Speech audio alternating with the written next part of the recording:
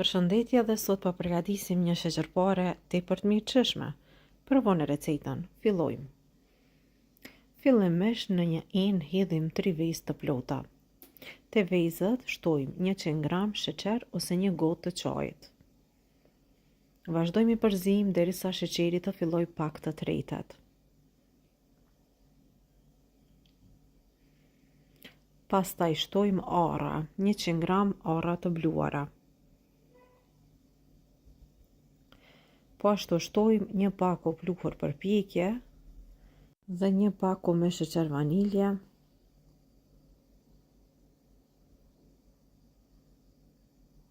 Shtojmë 150 gram gjalp ose në temperaturë dhome ose gjalp të shkrirë. Pra si të doni e përgatesni recetën. Vazhdojmë krejt përbërësit i përzim mirë, mandej në fund do të shtojmë edhe mielin. Por mielin do e shtoni gradualisht nga pak derisa të formohet brumi. Në total për këtë recetë mu deshton 450 gram miell. Pra mielin po e shtoj gradualisht nga pak, pra që mos na bëhet edhe shumë i fortë brumi, të jetë një brum mesatar. Pasi brumin e kena formu edhe tash e provojmë, pra formohen edhe kulersht, veç edhe pak miell. Vazhdojmë pastaj e punojmë brumin pak në masën e punës edhe i ndojmë pra pjesë duke formu kuleç të vegjël. Tash po vazhdojmë pak po e punojmë kështu në tavolinën e punës e mandej do ta ndojmë në pjesë të barabarta. Unë kam vendosur që brumin ta ndoj në pjesë të vogla të barabarta, dikun rreth 17 kuleç të vegjël, por që nuk bëhen edhe shumë të vogla. Nëse doni për shembull mi bë më të vogla, mundeni me ndo brumin edhe në 20 kuleç, pra më të vogël, pra se sa që jam t'i formuar. Vazhdojmë tash kështu i përzim mirë me dorë, pra i ngjeshim derisa të bëhet një sipërfaqe e lëmuar, pastaj i japim formën, edhe kështu formë të rrumbullakt, pra kam vendosur një formë të thjeshtë të sheqerpares.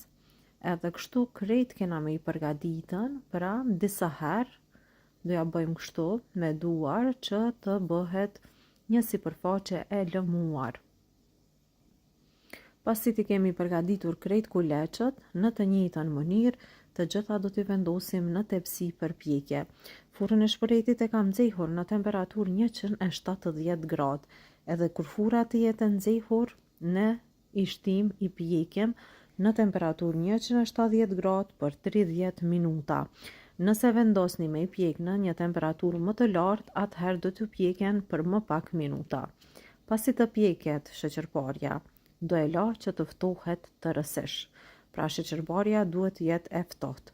Por fillimisht do e transferoj në një enë pak më të vogël, pra në një tepsi më të vogël, sepse këtu do ja hedh edhe shërbetin edhe më lehtë edhe më mirë do ta thith shërbetin sheqerparja.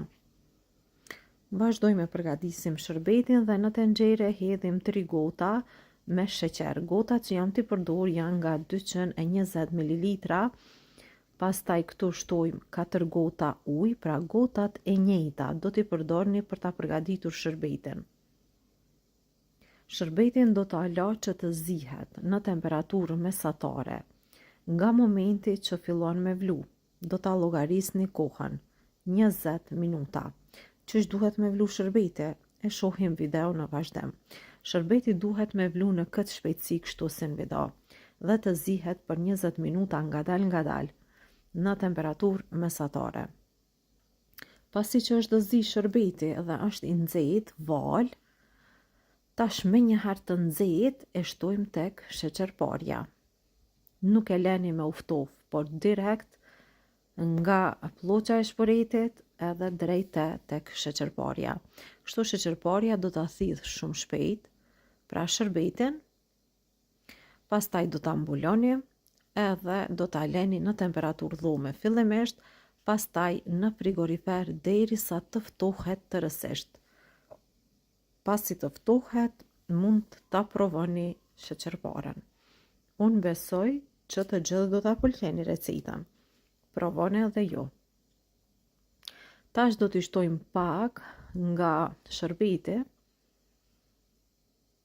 edhe mbi mund t'i hedhni kokos, ose fëstëk, ose arra, si të doni ju.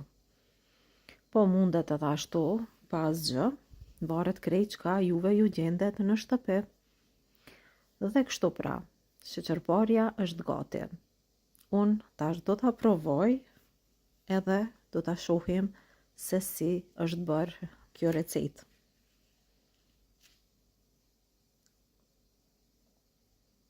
Tash do ta shohim edhe recetën. Është tepër e mirë, provone dhe besoj që do ta pëlqeni të gjithë. Kjo ishte e gjitha që kishim përgatitur për ju sot. Shpresoj që edhe kjo recetë do ju pëlqej. Nuk e di sa po vrehet, por shkrihet në gojë. Pra, e pat vetë se sa e mirë që është bërë. Mirëmbëjtshi deri në recetën tjetër të radhës.